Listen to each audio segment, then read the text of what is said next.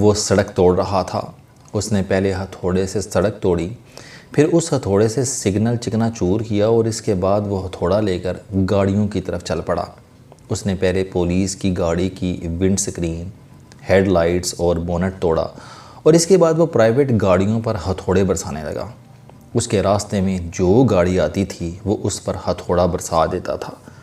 لوگ اس سے ہاتھ جوڑ کر منتیں کر رہے تھے، لیکن وہ ان کی منتوں پر توجہ دیے بغیر گاڑیوں پر ہتھوڑے برساتا چلا جا رہا تھا۔ اس نے میری آنکھوں کے سامنے 5 گاڑیاں توڑ دیں۔ وہ اس کے بعد گیپکو کے دفتر کی طرف بڑھا۔ گیپکو کے شیشے اور دروازے اس کے ہتھوڑے کی رینج سے دور تھے۔ اس نے ہتھوڑا نیچے رکھا، لکڑی کا جنگلہ اکھاڑا اور اس جنگلے سے گیپکو کی کھڑکیاں اور دروازے توڑنے لگا۔ وہ 2 گھنٹے تک اس کارروائی میں مصروف رہا۔ اس دوران وہ پسینے سے شرابور ہو گیا۔ اس کی سانس دھونکنے کی طرح چلنے لگی، لیکن اس کے باوجود وہ سڑک، سگنلز، گاڑیوں اور دفتروں سے اپنا انتقام لیتا رہا۔ میں اور میرا دوست پلازے کی چھت سے یہ منظر دیکھ رہے تھے۔ میں نے اپنے دوست سے پوچھا، یہ کون ہے؟ اس نے افسوس سے سر ہلایا اور بولا، یہ اس سڑک پر چھلیوں کی ریڑھی لگاتا ہے۔ میں نے دوست سے پوچھا، کیا یہ تمہیں جانتا ہے؟ اس نے جواب دیا، ہاں یہ مجھے جانتا ہے۔ میں نے اسے کہا کہ کیا اس سے ملاقات ہو سکتی ہے؟ میرے دوست نے اپنے ملازم کو اشارہ کیا، قریب بلایا اور اس کی طرف اشارہ کر کے کہا کہ تم اس کو اوپر لے آؤ۔ میرے دوست کا ملازم بھاگتا ہوا نیچے گیا، مظاہرین کے ڈنڈوں، لاٹھیوں اور ہتھوڑوں سے بچتا ہوا اس تک پہنچا۔ اس کا ہاتھ روکا، اپنا منہ اس کے کان کے ساتھ لگایا اور اسے چیخ کر میرے دوست کا پیغام پہنچایا۔ اس نے مڑ کر پلازے کی چھت کی طرف دیکھا۔ میرے دوست نے اسے اوپر آنے کا اشارہ کر دیا۔ اس نے جنگلہ نیچے پھینکا اور ہتھوڑا کندھے پر رکھ کر ملازم کے ساتھ چل پڑا۔ وہ 200 سیڑھیاں چڑھ کر اوپر پہنچا تو اس کا دل سینے سے اچھل کر باہر نکلنے کی کوشش کر رہا تھا۔ میرے دوست نے اسے پانی کی بوتل پکڑائی، وہ ایک سانس میں پوری بوتل پی گیا۔ ہم تینوں سائے میں آ گئے۔ میں نے اسے اپنے ساتھ بٹھایا اور اس سے نرم آواز میں کہا کہ میرے عزیز، آپ نے آدھ گھنٹے میں 2 کروڑ روپے کا نقصان کر دیا۔ آپ نے کروڑوں روپے کی سڑک توڑ دی، پولیس کی 30-40 لاکھ روپے کی گاڑی توڑ دی، عام لوگوں کی 6-7 گاڑیاں تباہ کر دیں، سڑک کے سگنلز توڑ دیے اور بجلی کا دفتر برباد کر دیا۔ آپ کو اس سے کیا ملا؟ اس نے مسکرا کر میری طرف دیکھا اور بولا، خوشی۔ میں اس کا جواب سن کر حیران رہ گیا۔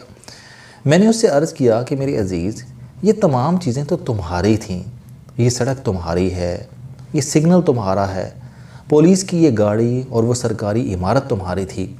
سرکاری املاک عام آدمی کی ہوتی ہے، تم نے اپنا ہی نقصان کر دیا۔ اس نے کہکا لگایا اور بولا، نہیں، اس میں میری کوئی چیز نہیں تھی۔ یہ سڑک، گاڑیاں، موٹر سائیکل اور سائیکل چلانے والوں کی تھیں۔ یہ پولیس میری نہیں، یہ آپ لوگوں کی ہے، اور یہ آپ کو خوش کرنے کے لیے ہم جیسے غریبوں پر ظلم کرتی ہے۔ یہ پولیس تو مجھے اس سڑک پر ریڑھی تک نہیں لگانے دیتی۔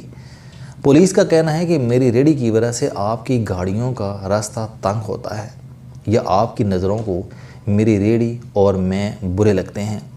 آپ کی ظالم پولیس اسی گاڑی پر میرے اوپر ڈنڈے برسانے کے لیے آتی تھی۔ چنانچہ میں نے یہ سڑک توڑ دی۔ میں نے وہ سگنل بھی توڑ دیے جس کا فائدہ صرف اور صرف آپ لوگوں کو ہوتا ہے۔ یہ ساری گاڑیاں بھی آپ لوگوں کی ہیں۔ ان میں سے کوئی گاڑی میرے یا میری کلاس کی نہیں۔ آپ لوگ مجھ سے چھلی بھی خریدتے ہیں تو گاڑی کے شیشے چڑھا کر دور سے اشارہ کرتے ہیں، اور میں جب چھلی لے کر آپ تک پہنچتا ہوں تو آپ صرف اتنا شیشہ نیچے کرتے ہیں کہ جس سے آپ صرف چھلی پکڑ سکیں۔ آپ لوگ مجھے پیسے بھی بتی بنا کر شیشے کے اندر سے پکڑاتے ہیں۔ بجلی کا یہ دفتر بھی میرا نہیں، یہ بھی آپ کا تھا۔ یہ آپ کو دن میں 20 گھنٹے بجلی دیتا ہے اور مجھے صرف 3 گھنٹے، اور اس کا بل بھی میری آمدنی سے ڈبل تھا۔ یہ دفتر بھی آپ کا تھا اور میں نے اسے توڑ دیا۔ مجھے اس کی بات نے ہلا کر رکھ دیا۔ میں نے اس سے پوچھا، تمہاری تعلیم کتنی ہے؟ اس نے مسکرا کر جواب دیا، میں نے 5 سال پہلے ایم اے کیا تھا۔ میں نے اپنے ڈپارٹمنٹ میں ٹاپ کیا۔ میرے والد چھلیوں کی ریڑھی لگاتے تھے۔ میرے والد نے چھلیاں بیچ کر مجھے پڑھایا، تعلیم مکمل کرنے کے بعد میں 3 سال تک نوکری کے لیے دھکے کھاتا رہا۔ میں اگر نالائق ہوتا، میں اگر میرٹ پر نہ آتا تو مجھے اس وجہ سے نوکری نہ ملتی تو مجھے کوئی ملال نہ ہوتا، لیکن میں میرٹ پر آتا تھا۔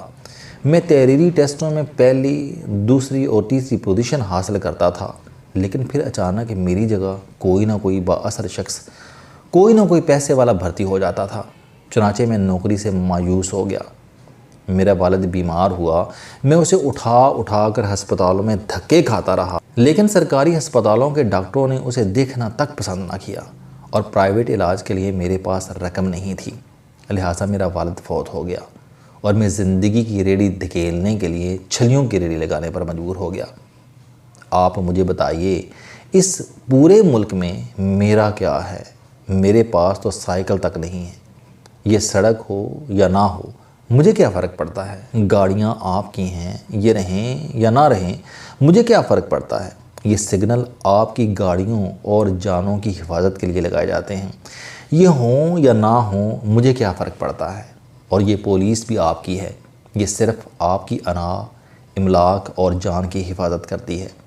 آپ نے کبھی اس پولیس کو میری کلاس کی عزت نفس، جان اور مال کی حفاظت کرتے دیکھا؟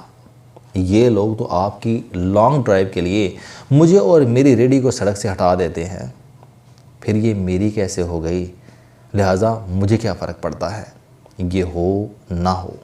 وہ رکا، اس نے لمبا سانس لیا اور بولا، میں اکثر آپ جیسے دانشوروں کو ٹیلی ویژن اور اخبارات میں یہ کہتا اور لکھتا دیکھتا ہوں کہ سرکاری املاک عوام کی امانت ہے، یہ نہیں ٹوٹنی چاہیے، یہ لوگ اپنے ٹیکس منی سے بننے والے اثاثے برباد کرتے ہیں اور یہ احتجاج اور مہذب طریقہ نہیں وغیرہ وغیرہ، لیکن عام میں سے کوئی اس چیز کا تجزیہ نہیں کرتا کہ یہ سب کچھ ہمارا ہے کہاں۔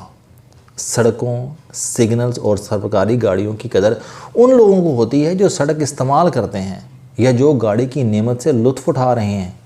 ہمارے لیے تو یہ ظلم کا ذریعہ ہے۔ بجلی کے یہ دفاتر بھی آپ کی ملکیت ہیں، یہ آپ کو بجلی دیتے ہیں اور ہم سے بل وصول کرتے ہیں، چنانچہ یہ ہوں یا نہ ہوں ہمارے لیے بے معنی ہیں۔ وہ رکا، سانس لی اور بولا، آپ اگر ان املاک کو بچانا چاہتے ہیں تو آپ پھر ہمیں بھی ان نعمتوں میں شریک بنائیں۔ ہم جس دن موٹر سائیکل اور گاڑی کے مالک بن جائیں گے اور جس دن پولیس ہمیں بھی آپ کے برابر عزت دے گی، ہم اس دن پولیس پر حملہ کریں گے، ان کی گاڑی جلائیں گے اور نہ ہی سگنل اور سڑکیں توڑیں گے۔ لیکن جب تک ہم لوگ محروم ہیں، آپ ہم سے تہذیب اور شائستگی کی توقع نہ رکھیں۔ آپ جب تک ہمیں میرٹ نہیں دیتے، اس وقت تک آپ کی گاڑیاں، آپ کے دفتر اور آپ کے گھر محفوظ نہیں ہوں گے۔ ہم آپ کو اس وقت تک اسی طرح ہتھوڑے لے کر سڑکوں پر دکھائی دیتے رہیں گے۔ وہ اٹھا، اس نے اپنا ہتھوڑا اٹھایا اور سیڑھیوں سے نیچے اتر گیا۔ نیچے اس کا ہتھوڑا گروپ اس کا انتظار کر رہا تھا۔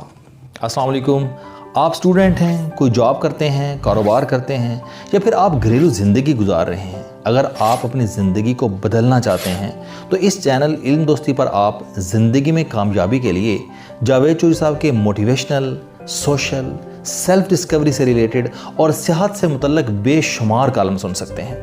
میرا دعویٰ ہے کہ یہ چینل آپ کی زندگی بدل دے گا۔ اس چینل کا مقصد اچھی باتیں معاشرے میں پھیلانا ہے اور اچھی بات کو دوسروں تک پہنچانا صدقہ جاریہ ہے۔